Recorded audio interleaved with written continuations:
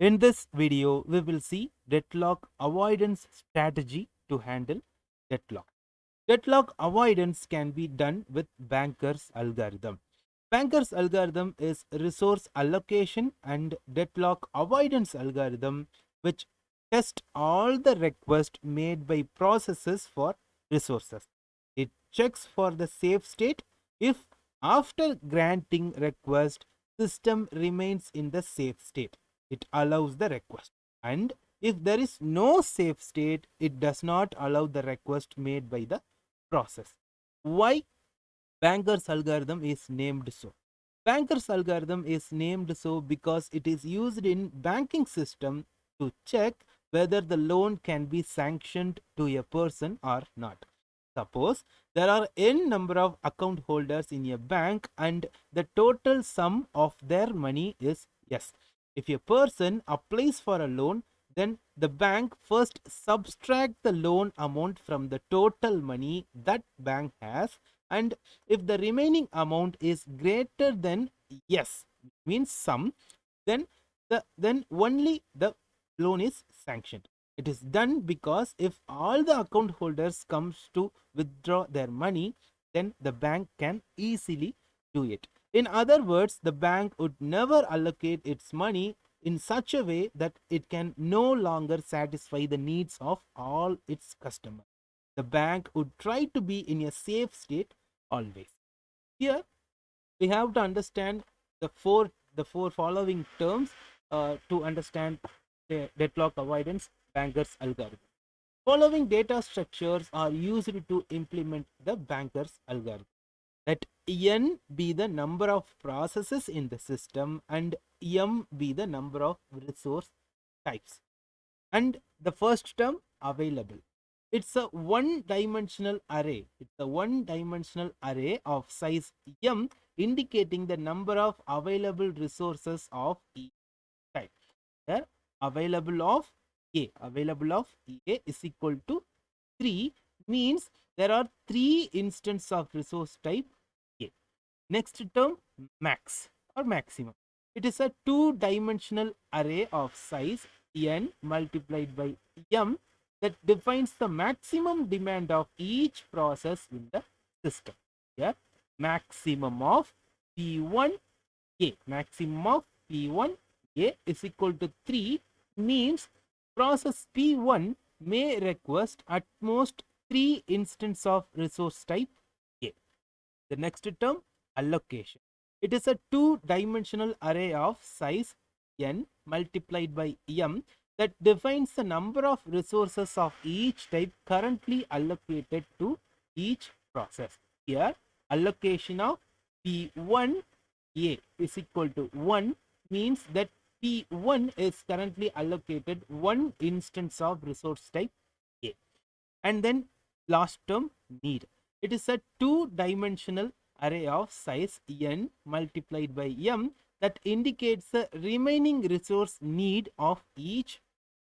Here, need of process 1 and A. Need of process 1 and A is equal to 2, means process P1 need 2 instances of resource type A. A need can be obtained by subtracting allocation from maximum. So in this way we can find need of each process. For example, here P1's allocation, current allocation is 2, and the maximum the process P1 can request for resource B is 3. So maximum here 3. So 3 minus 2 is equal to 1. This is how we have to find the need of each process. Here, inputs to Banker's algorithm: maximum need of resources by each process, currently allocated resources by each process, maximum free available resources in the system. The request will only be granted under the below condition: if the request made by the process is less than equal to maximum need of that process. If the request made by the process is less than or equal to the freely available resources in the system. We have two algorithms. Here, first algorithm is safety algorithm. The algorithm for finding out whether or not a system is in a safe state. Here in this algorithm is used to find whether a system is in safe state, and also in what sequence the processes can be allocated to resources, though so the system can be in a. Here we have two vectors, work and finish, two vectors p of length m and n. Here work means number of resources available in the system, and finish means number of processes in the system. Now we have to initialize the available resources in the system to the work vector, and we have to initialize all the processes to be false, because the processes are not yet completed their process. And the second step is to find a process such that both the process is not yet finished, the process is not yet finished with the work, and the need of the process, meaning the resources need for that process less than or equal to the available resource of the system. Yeah, have to find the process is not yet completed, and the requested resource, the need of the process is less than or equal to the available number of resources in the system. Then only we can allocate resources to the process. If there is no process, meaning the process is completed, then we can go for step 4.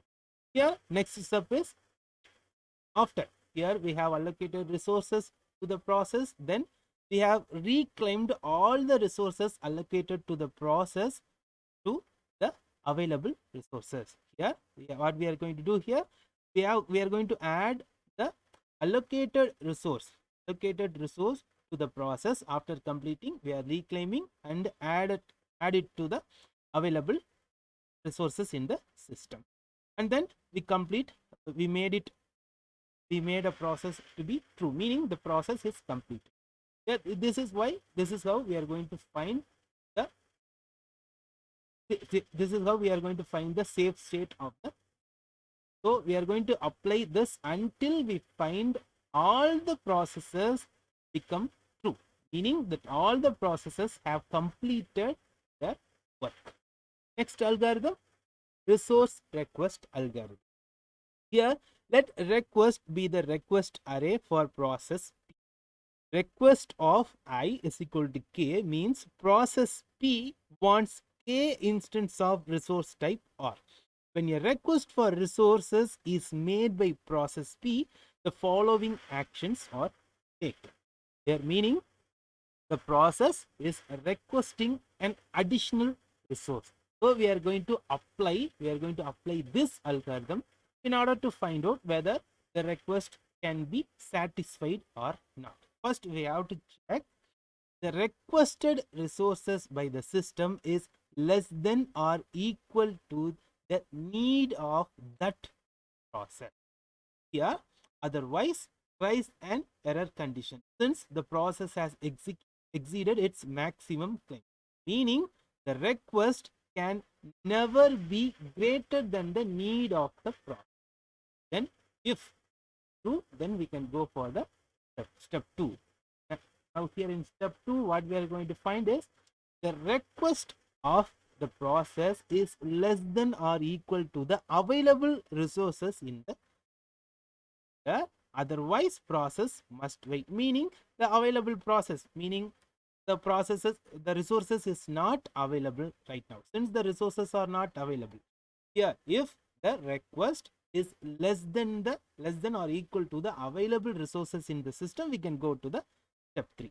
Have the system pretend to have allocated the requested resources to process P by modifying the state as follows. So what we are going to do next, here we are going to update the available resources by subtracting the requested resources from available resources, and then from in the processes allocation table, we are going to update the allocated resources to the process, and we have to subtract the need of the process from the request.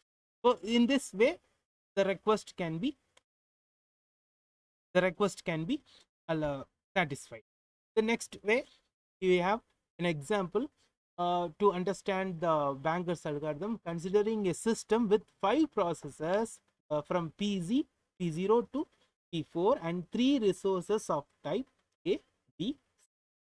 Resource type A has 10 instances, B has 5 instances, and type C has 7 instances. Suppose at time t0, it's an instance of time, the following snapshot of the system has been taken. So here we have to find the safe sequence and whether the system is in safe state or. First, we are going to apply the safety algorithm, and if in case the additional requests are made by the process, then we have to apply the request. Next one, example here, we already know how to find the need of the processes by subtracting allocation from maximum. Here is the system is in a safe. First question, is the system is in a safe? If yes, then what is the safe sequence? First, we have to apply the safety algorithm on the given system. Number of processes is equal to 5 and the number of resources here. M is equal to 5 means number of resources is 5. N is equal to 5 means number of processes is 5. We are going to assign the available resources to the vector 1. That the available resources of A, B, and we have 5 processes 0, 1, 2, P3 and P4, and we have the need of each process from P0 to P4 and the available resources in the system in currently. Here first we have to apply the safety algorithm for I is equal to 0, meaning for process 0 the need of the process is 7 instance of A, 4 instance of B, 3 instance of C. Here we can check the need of the process is greater than the available resources in the system. So here the request cannot be satisfied. So process 0 must wait. The process 1, next process 1. The need of the process here 1 is in 1 instance of A, 2 instance of B, 2 instance of C. So here it is less than the available process. The need of the process 1 is less than the available resources in the system. So P1 must be kept in FC. Now here P1 is allocated the P1 is given the resources it requested. So we have to update the available table here. So this table indicates that the available resources after allocating all the resources to process 1, and after allocated all the resources to process 1 completes its execution. Yeah. Next process 2. Process 2 needs 6 resources of A, 0 instance of B, 0 instance of C. Now we have to check the need of process 2 is greater than the available resources available. And see 6 instance of A is needed, only 5 instance of A is available. So here it is not applicable, so process 2 must wait. So next process 3. Next process the process 3's need is 0 instance of A, 1 instance of B, 1 instance of C. As we can clearly see, it is less than the available resources in the system. So we can allocate the resources to the process 2. So process 2 must be kept in safe sequence. Now we have to update the available table and finish table. After allocating all the resources, P3 completes its execution and reclaimed all the resources from the process P. Now both P1 and P3 have completed their execution. Next process P4. The need of the process P4 is 4 instance of A, 3 instance of B, 1 instance of C. Clearly, P4's need less than the available resources in the system. So we can allocate resources to process 4. So P4 must be kept in. So P4 completed its execution. We have to reclaim all the resources we have allocated to P4 and change the finish state. So we have now 7 resources of A, 7 instances of A, 4 instances of B, 5 instances of C, and we have 3 processes complete. Now you can see both P0 and P2 is not yet completed. So again we are going to apply the same algorithm for 0 P. Here the need of process 0 is 7 instances of A, 4 instances of B, 3 instances of C. Clearly the need of process 0 is less than the available resources here. So we can allocate resources to P0. So P0 must be kept in a safe sequence. After P0 completes its execution, the resources are reclaimed and the available table is updated, and also finish table is updated. The only process left here is P2. Now the need of the process P2 is 6 instance of A, 0 instance of B, 0 instance of C. So it is clearly less than the available resources in the system. So we can allocate resources to P2. So P2 must be kept in safe sequence. Here after P2 completes, we are going to reclaim all the resources allocated to P2. Here. So here 10 instance of A, 5 instance of B, 7 instance of available. This is the total available for each resources here. And all the processes have completed its execution. So the safe sequence here is P1, P3, P4, P0 and P2. So this is how we have to find the safe sequence or the safe. Now the system is in safe state.